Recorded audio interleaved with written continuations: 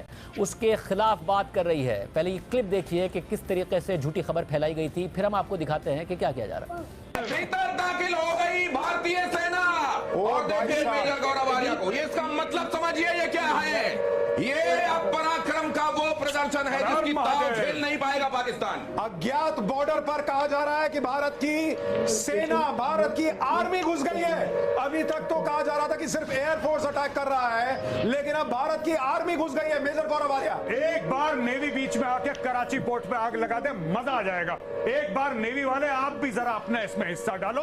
Army अंदर घुस गई है पाकिस्तान में। आईएनएस विक्रांत है, वहां से करिए 15-20 BrahMos fire, set fire to the Karachi port. आग लगा दो कराची में, फूंक डालो पूरे शहर। मेजर गौरव आर्या, क्या आपको लग रहा है पाकिस्तान का नक्शा बहुत बुरी तरह बिगड़ने वाला आज रात? मैं बता रहा हूं, आज की रात देखना कयामत की रात है पाकिस्तानियों। सो मत जाना, आज की रात को कयामत की रात है। तुम्हारे सर पे मौत का नंगा नाच हो रहा है। नहीं सो जाओ, लेकिन एक आंख खुली रखना। हाँ, नहीं, पाकिस्तान के जितने बच्चे आज घर पे अपना मैप बनाने का प्रैक्टिस कर रहे हैं, आज बार रुक जाओ बेटा, आज बार रुक जाओ या 2-3 दिन और रुक जाओ। तुम्हें मैप फिर से सीखना पड़ेगा, ऐसी स्थिति बन रही है। महाराजा रणजीत सिंह का लाहौर है वो बहुत जल्दी वापस हमें मिलने वाला है। बस कुछ गिनती के समय बचे हुए हैं और ये खुशी अभी सभी पूरे भारतीयों पे बहुत जल्दी दिखने वाली है। इस वक्त देश में नरेंद्र मोदी का जो नेतृत्व है, आपको उसको यहाँ पर चर्चा में लाना होगा कि इस तरह का निर्णय लेना कि बॉस ठोक दो, घुस के ठोक दो। और ऐसी दुनिया में जहां नरेंद्र मोदी ने दुनिया को कहा कि ये युद्ध का नहीं बुद्ध का समय है, लेकिन इसका मतलब ये थोड़ी है कि सब बर्दाश्त करेंगे। बर्दाश्त की सीमा होती है। उस आदमी को आपको मानना पड़ेगा भाई। 10 साल भारत की सेना ने जिस तरह से हथियार बनाए हैं, जिस तरह से हथियार खरीदे हैं, आज उसकी ताकत दिख रही है। मेजर गौरव आर्या, बिल्कुल अनप्रेसिडेंटेड है। ये क्लिप पाकिस्तान और भारत दोनों में ही बहुत वायरल हुआ। पाकिस्तान में तो मजाक उड़ाया गया, मगर भारत में भी इस पर शदीद तनकीद हुई, शर्मिंदगी का इजहार किया गया और कहा गया कि भारत को सारी दुनिया में शर्मिंदा किया गया है।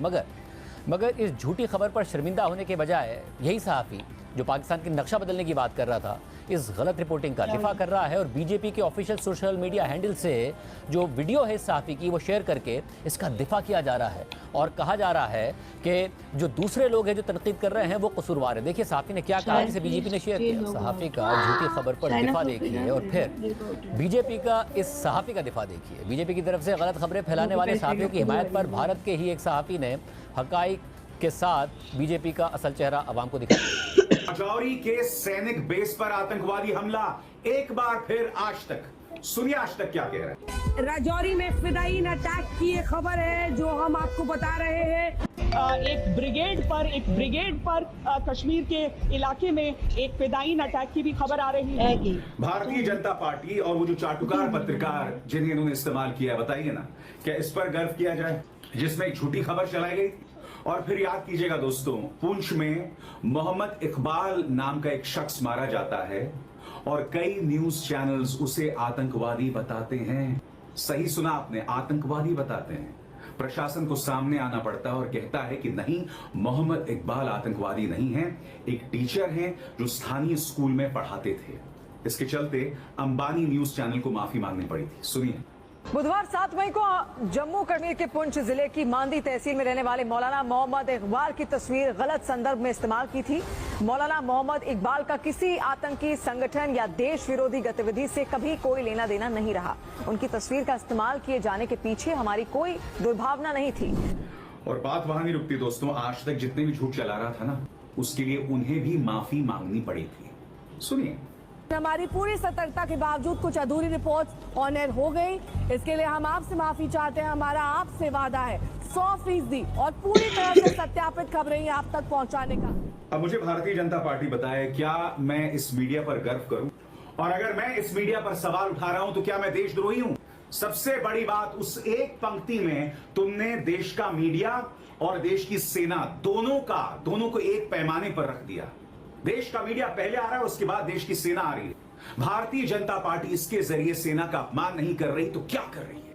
भारत में जिस सहाफ़ी ने फौज के तर्जुमान से यह सवाल पूछा था कि क्या हमारे भी रफाल तैयारे गिराए गए हैं, बजाय इसके कि सवाल पर कोई बात होती, उस सहाफ़ी के खिलाफ ही भरपूर कैंपेन चलाई गई है, उसके उबुल वतनी पर सवाल उठाया गया है।